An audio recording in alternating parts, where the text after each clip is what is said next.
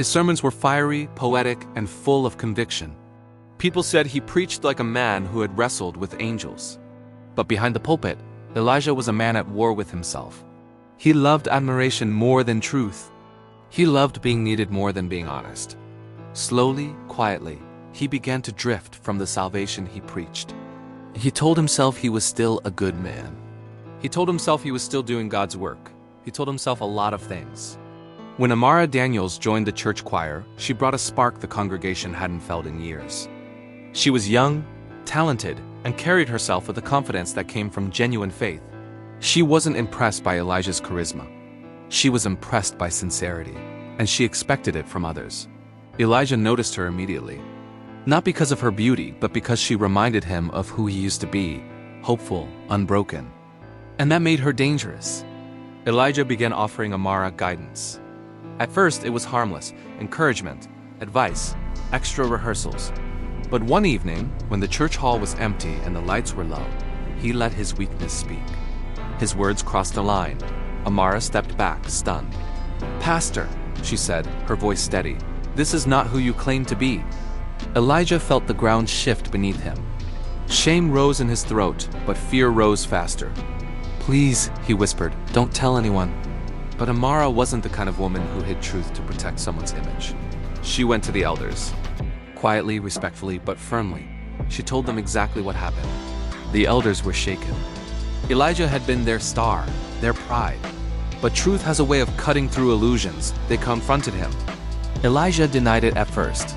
Then he minimized it. Then he broke down completely. The congregation learned the truth soon after. Some were angry, some were heartbroken. Some refused to believe it. But the truth didn't need their permission to exist. Elijah stepped down in disgrace. As the church tried to heal, strange things began to happen. Anonymous letters appeared in the offering box, hinting that Elijah's fall was only the beginning. A church member claimed she saw someone sneaking into Elijah's old office. Financial records showed irregularities that no one could explain. Amara found herself pulled into the center of it all.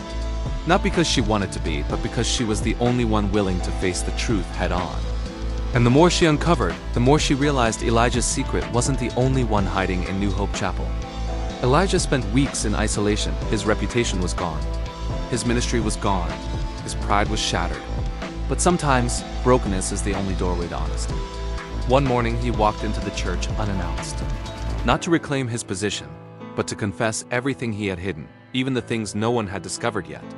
He admitted his failures. He admitted his temptations. He admitted the emptiness he had been trying to fill. And for the first time in years, he felt something like peace. Amara didn't hate Elijah. She never had. She simply refused to let darkness hide behind holy words. When Elijah approached her months later, humbled and changed, she listened. "I don't expect forgiveness," he said. "But I'm trying to become the man I pretended to be." Amara nodded. "Then start by being honest, with yourself, with others, with God. Redemption isn't a sermon. It's a life." Elijah smiled for the first time in a long time. The church eventually uncovered the source of the mysterious letters. And financial irregularities, a disgruntled former staff member who had been manipulating records long before Elijah's fall. The truth brought closure, but it also reminded the congregation that no one, not even a pastor, is beyond accountability. Amara became a respected leader in the church. Elijah, after a long season of counseling and reflection, returned. Not as a pastor, but as a volunteer, quietly serving without seeking attention. And in that humility, he found the salvation he had preached about. For years, but never truly lived,